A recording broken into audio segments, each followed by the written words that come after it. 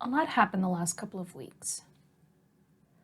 I'd like to name the one that is the most significant.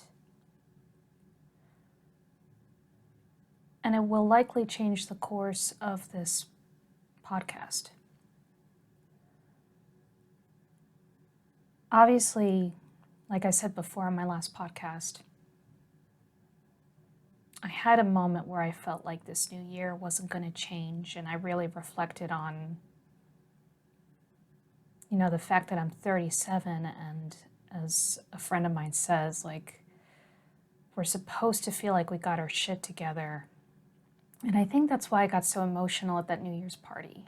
Like I said, I was surrounded by people not quite close to my age who are at a stage of their lives where they had 10 years of exciting things, and that time to find meaning in their lives and find stability, And I was there, and I was thinking, okay, I'm really proud and I feel successful in my career. I mean, I'm not quite established, but I do feel successful, and it's going to bring me, fulfillment. And part of my New Year's resolutions was to focus on marketing for my private practice, and that has been going pretty well. Like even today, I signed up for a pretty expensive directory, but recognizing that it's going to add value and revenue. So I went for it, and I've been setting it up diligently. So when I think about my job and my career, I'm very excited, but I realize I spent so much of my time the last few years so invested in my career. And when things got rough when I moved here to Washington and I had my breakup, thinking, I was going to move here for love mainly, and thinking that I was going to reach that stable time in my life where I would build a family. And it's just interesting how some people, say, yes, this is serious, and then suddenly they get scared and realize, wait, I know I said I like the idea of a family, but no, I'm not sure I want to be a dad anymore. And here I am thrown to the wolves. It feels that way with the Seattle freeze. And, I've had a few surprising moments where I would walk to the car. It's wintertime now and it's really cold. And I have to get to work pretty early, and you can meet some really nice folks that happen to wake up super early in the morning. Them acknowledging me would be a complete surprise. But anyways, it is a meaningful time when you reach your late 30s and you question where you're at, just like your quarter life crisis at 28. It's like, wait a second, I actually have to make things happen. And you do. You think you do, and you eventually make those happen. And then you reach 37, it's like, oh, wait, those things did not happen. Those things that bring me purpose did not happen. What do you do with that? What I did was not unbox my stuff. And I'm living in this, I don't know, it was probably the most affordable thing I could get in this very expensive state. And it's still very cluttered in this 24 square foot of studio apartment. For the last 6 months, I couldn't get myself to put things away. And the clutter, I'm sure, is not helping, but here we are. And I've just been so invested in my work. And, there comes a part where this work, it's really a noble thing to work for mental health care. But there comes a point where you can get very emotionally numb because you're dealing with a lot of stuff from other people. And if you're very empathetic like me, that could be very hard. And because my life is pretty dull right now, I've allowed myself to get sucked in. And that hasn't been very good for me either. The turning point is actually what happened a couple days ago. I was driving to work, and as soon as I reached the parking lot and, of course, feeling that sickness in my stomach, like I don't want to go. I work at a partial hospitalization program right now, and it's been very, very stressful. The culture is quite different. I'm quite proud that I've tried all the types of healthcare, scenarios, group practice, partial hospitalization programs, intensive outpatient programs, and community health.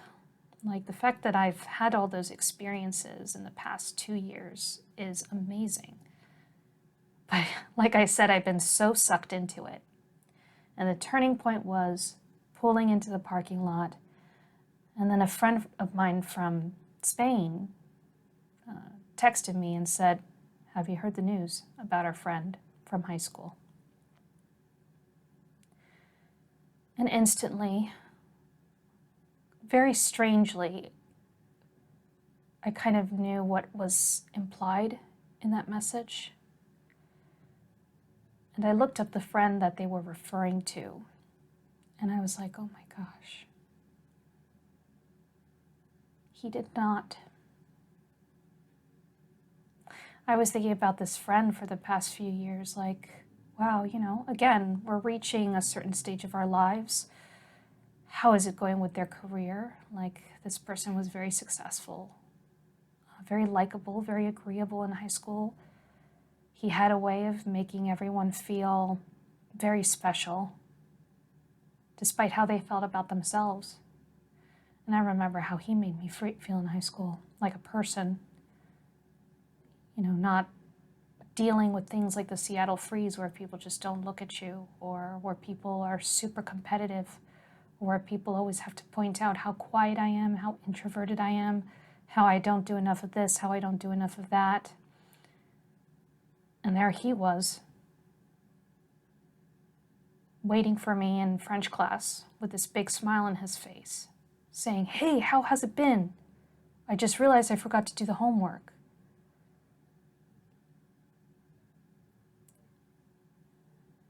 I just remember the anxiety he had in that French class, but he always seemed to brighten up and calm down when I would enter, and I didn't understand why. I never understood why he just enjoyed my company, but he just did. And then it grew from there when we would do theater together. There are moments where at my work, if I have the energy to make the kiddos laugh, I work with teens, and to be perfectly honest, it's a very tough crowd. They might lighten up a little bit when I do voices or impersonations, but it's not the same thing like it would be in theater. It wasn't the same where everyone who participated in high school theater would just let go and be themselves and have fun and feel things deeply, allow themselves to let go and expose themselves to the possibility of seeing what it's like to be another character. That relationship really developed positively when we did theater together. And then his potential just shined, and everyone saw it. How could you not have seen it? How could you not have seen the potential? Like, you already knew his future was going somewhere. It did. At least we thought it did, in our own minds. Again, social media has a way of sensationalizing or idealizing or romanticizing, whether it is positive or negative.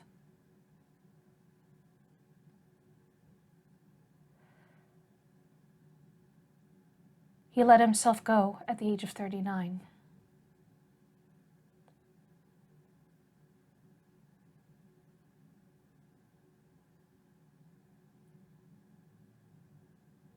And I was just there sobbing in the car. I went straight to anger, saying, "Why would you do that? Why the hell would you waste your life away? What the hell is wrong with you? Hijo de puta. ¿Qué coño, hijo de puta?" Obviously, when we lose someone it's easy for us to have stages of bargaining, of sadness, of anger. Mine was anger and sadness at the same time. Little hints of joy, thinking about the sun shining in his face every time I entered French class and him smiling. Or moments where he would just look at me and make me feel like special. Or moments when we would listen to Carole King at a pub and he would go straight to asking me to dance with him. Or moments when I would be fixing my hair and my makeup and he'd sit with me for a little while, and then there would be glances and he would say things like, "I want to take you to prom in that dress."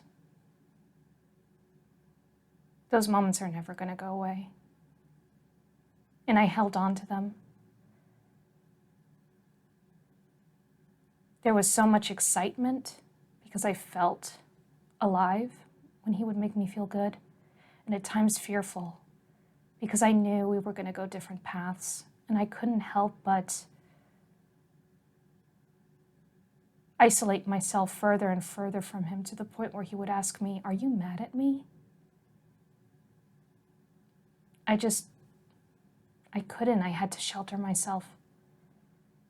You know, there were many good-looking guys in our school that, you know, were also very kind and would date, I guess, girls you wouldn't consider being their same standard. And I do remember some girls who did that and they would suffer. Girls would be mean to them and say, "Why would he date her? She's so ugly." Like, I remember hearing these conversations, and, you know, I never wanted to go near that. I never wanted to access that because of how low I already felt about myself, how awkward I felt as a teenager.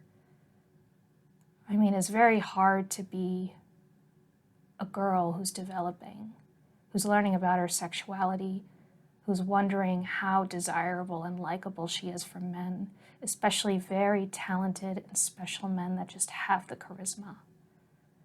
I couldn't do it. So I kept it casual and kept it that way and reserved all those special moments to myself for years and years because I just did not want to tamper those memories. And now I'm done with a part of me being relieved that I did, and another part where I wonder, and this is the bargaining part, what if I ever told him how I felt? What would it have been like to tell him how I felt about him, how grateful I was for him, if I have told him about how lovely this platonic thing we had was? Whether it would have grown to something romantic or not, I wanted the platonic to stay. And I wish I could have told him. I always wish I could have told him.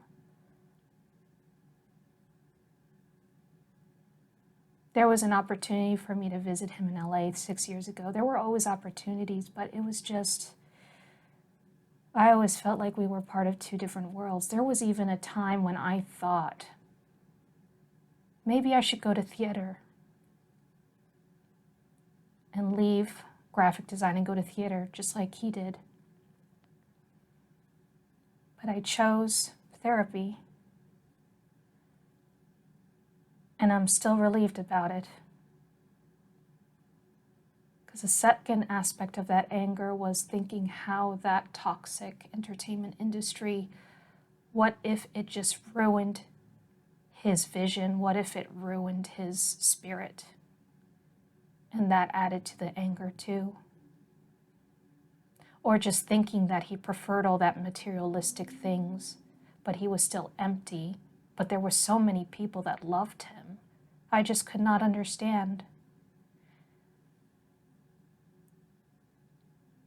What I do understand is what it's like to be in those dark places, and how lonely it could be because so many people don't understand. Another aspect is seeing how other people responded to his passing, and that made me angry too. I guess what I have to say is, since his passing the last 2 days, I have this approach where I don't give a fuck. To honor him, I'm not going to give a fuck anymore.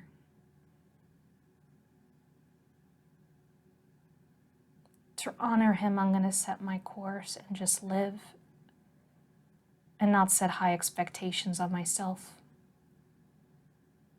like I did in New Year's Eve. And to honor him during this podcast, mostly these messages are going to be for him, addressing dear friend,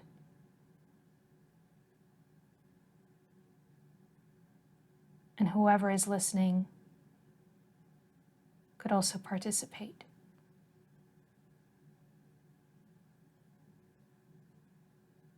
I hope you rest in peace, dear friend, and we'll be talking soon.